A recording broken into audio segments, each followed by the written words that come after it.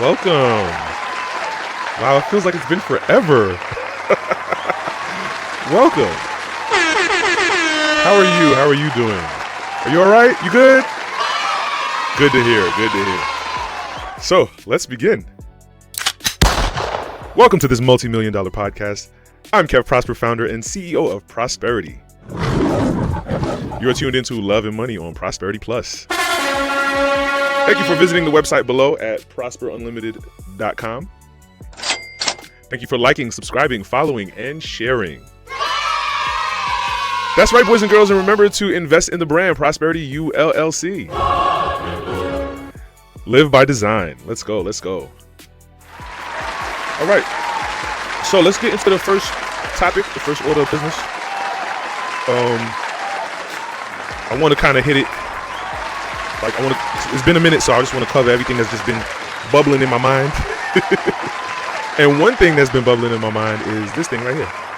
This came across my feed. I was just perusing through Facebook, and I was just like, oh! Every now and again, something comes along and just yaps my attention. Like, yo, what the hell? Like, you know what I'm saying? What is this about? And really, I love things that, really provoke. I love things that are thought provoking, but also encourage me to look at things in different ways. You know what I'm saying? So you have these four couples here. These four couples, right? Couple number one resembles shared responsibility. Man carries a bag and helps with the umbrella. The woman carries a bag and shares the umbrella. You know what I'm saying? So they both carrying the bag. They both helping with the umbrella, right? And ironically, not a lot of people pick couple number one. You know what I mean? I'm gonna get to that though. Not a lot of people pick couple number one. So the message says that we're equals. Someone who chooses couple number one often values equality, reciprocity, partnership, and fairness over traditional gender roles. Their definition of happiness is balanced contribution.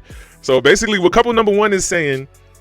Couple number one is basically saying, if the man throws out the trash, the woman throws out the trash too. If the man cuts the lawn, the woman cuts the lawn too. If you want to be basic, low-hanging fruit about it, if you want to just talk chores, right? That's what couple number one is saying, right? All right, so couple number two. Couple number two, the green couple. Couple number two it was the traditional provider, right? Right, ladies? Right, ladies? He's a provider. Oh my God! The man carries only the umbrella. The woman carries only the bag. So the message is everyone has their own role. Someone who chooses couple number two may value traditional roles, simplicity, independence within a relationship, and a division of labor. Their definition of happiness is clear responsibilities. Okay. Clear responsibilities. I can dig that. All right. Now, couple number three. This is what most people went for. This is, and lo and behold, this is also what I went for. Oh my God! So, couple number three is the sacrificial leadership. The man carries both bags. The woman holds the umbrella, protecting both bags. The message is each serves each other's needs. So the woman needs the man to carry the bags for her, to carry the baggage, right? We all know about baggage, right? The woman needs the man to carry her baggage. Okay. And then the man needs, and while he's supporting her burdens and carrying her burdens, she's supporting him and protecting him from the elements. You know what I'm saying? Yeah. She's protecting him while he's helping her. You know what I'm saying? And that's what most people pick, even myself. I know. So someone who chooses couple number three often believes love is sacrifice. Let's say that. That's the thing. And I'll get to that. Men should shoulder heavier burdens. That's the thing. Let's talk about it. Protection isn't only physical, emotional care matters too. Wow. That's a good one. Emotional care matters too. Let me continue. They may view, so couple number three, someone who chooses couple number three may view happiness as complementary teamwork rather than equal workload. And I think this is why most people picked it. They saw the man with the bags. Well, they said, well, he's a man. Men are physically stronger, right? You know what I'm saying? So it would, the man ought to carry the bag, right? To carry the bags. And most millennials and earlier millennials, Gen X's and baby boomers, we were kind of raised with those manners. You know what I'm saying? Men hold open doors, men carry bags for the women. You know what I'm saying? We were kind of raised with those manners. So yeah, instinctually I picked couple number 3. I didn't even really dig into. I saw couple number 1, couple number 2, and I saw couple number 3, and I was like, oh, that one. you know what I'm saying? It was like on point. You know what I'm saying? But I didn't really get a good. So once I saw couple number 3, I didn't really get a good look at couple number 4. I didn't really pay attention. It didn't really capture too much of my attention. Let's talk about couple number 4. Couple number 4 is preparedness and abundance. Couple number 4, the man carries one bag and one umbrella. The woman carries a spare umbrella. So the message is we're prepared for tomorrow. Someone who chooses couple number 4 may value planning, security, redundancy, long-term thinking. Planning, security, redundancy, and long-term thinking. These are their definition of happiness is being prepared for uncertainty together. I like that. I like that. So the man carries a bag, a woman carries an umbrella, and they both help with the umbrella that they already got. I like it, and I feel like that's where I am now. You know what I'm saying? So when I saw couple number 4, I was like, oh wait a minute, hold on now, let me go with that one. So here's the reigning deciding factor. $1 million question: which couple is the happiest? Right? Which couple is the happiest? There isn't a scientifically valid answer. However, if the image is intended as a relationship psychology exercise rather than a trick question, couple number 3 is often chosen because both partners are contributing. Each partner is using their strengths. Neither appears idle.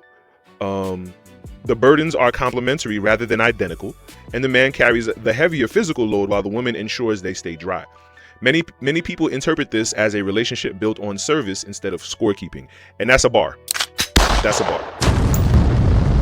The worst thing you could do in a novel romantic relationship is keep score. No. Oh, hell no!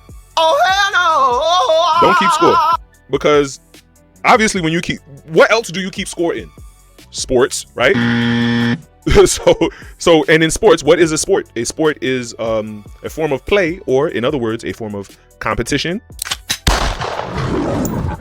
And who gets into a relationship to be in competition? You see what I'm saying? So it's like, so when you look at, so let's go down the list. Both are contributing. Each partner uses their strength. Let's look at both are contributing. So in couple number 1, both do seem to be contributing. So that checks off that box. Couple number 2, it seems like the woman is contributing in couple number 2 because she's holding the umbrella and carrying the bag, while he's just holding the umbrella. You know what I'm saying? So couple number 2. Let's look at couple number 4. Couple number 4 is, each of them are holding the umbrella, but they're each contributing in their own way. So the man is carrying the bag, he's carrying the burdens, while the woman is carrying the support. She's carrying the spare umbrella. You know what I'm saying? So they're both contributing, but they're contributing in their own way. Each partner is using their strengths. I wouldn't say that in couple number 2 because the man is only holding the umbrella, right? Neither appears idle, and I think that's all 4 of the couples. None of them are idle. Maybe closest would be couple number 2, where the man is not holding; he's only holding the umbrella, not the bag, right? The burdens are complementary rather than identical, and that would rule out couple number 1, right? The man carries the heavier physical load while the woman ensures they stay dry. But that would bring back couple number 1, but then that would eliminate couple number 2. You know what I mean? So yeah, I'm a strong believer in doing what works, because as maybe unfavorable as couple number 2 may be, in reality, there's a lot of couples out there like couple number 2. Let's keep it a bean. I was just talking to a friend today, and she was telling me about a couple like couple number 2. You know what I'm saying? I'm just saying. And each partner, they complement. It's what's the word? They're complementary. Their contributions or their burdens are complementary, or the burdens that they carry or their contributions to the relationship are complementary and not necessarily identical. And I think that's another thing aside from not being competitive and not scorekeeping in a relationship, also understanding that things aren't always going to be identical in a relationship. And this goes into the 50-50 argument. This goes very much into the 50-50 argument, where most people who've never, most of the fatherless people who've never had relationships and marriages exemplified to them, or any of the sort, who really don't know what the freak they're talking about. Most of these people, they think that each partner's contribution is supposed to be identical. They have a couple number one mentality. You know what I'm saying? Oh my God! And so they think, and then so the minute that it's not identical, they miss the forest for the trees and don't see any value. And then they want to just throw the baby out with the bathwater. You know what I mean? And it's important to understand that, you know, a man is a man. A man is going to be, there's going to be a time when a man is going to step up and be a man, and there's going to be a time when a woman is going to step up and be a woman. You know what I mean? And you have to let that ebb and flow of gender, it's a universal law. You know what I'm saying? That ebb and flow of gender take its course. You know what I mean? And allow that partner to, that gender counterpart that you are romantically involved with, to contribute in their own way. You know what I'm saying? To contribute complementarily. You know what I'm saying? Not necessarily identically. You know what I'm saying? It doesn't have to be identical. What does your choice say about you? So your selection often reflects what you believe love should look like, not necessarily what it actually is. That's bars. That's deep. So if you choose couple number one, you think that love is equality. If you choose couple number two, you think that love is defined roles. And and those are the people who think that, you know, oh, it's work, relationships is work. Like, fuck out of here.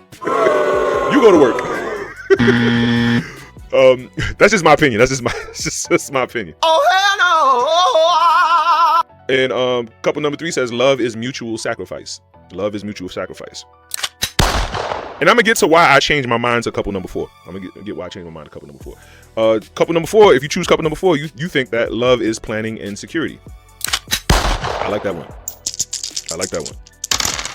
In psychology, this is called projection. People tend to interpret ambiguous situations through the lens of their own values, experiences, and expectations. This would be like a similar exercise would be like, you know, you show a picture of a man walking down the street with a little girl, right? And then one person would say, oh, that's just a father. A man walking down the street with a little girl, and a little girl holding ice cream smiling. Or the little girl holding ice cream crying, right? And one person would say, oh, that's a man walking his daughter down the street and she's throwing a temper tantrum, right? And then another person, on the flip side, on the other extreme of that spectrum, another person would say, oh, that's a pedophile about to kidnap a little girl. You can't win. You can't win. Oh my God! You see what I mean? So it's all projection. It's people projecting themselves on what they want it to be rather than what it is. You know what I mean? Just like Puffy. Puffy is a freaky party promoter. But people try to make him out to be some sort of criminal. It's some sort of way, like, what? Throwing orgies is not illegal, people. Like, come on.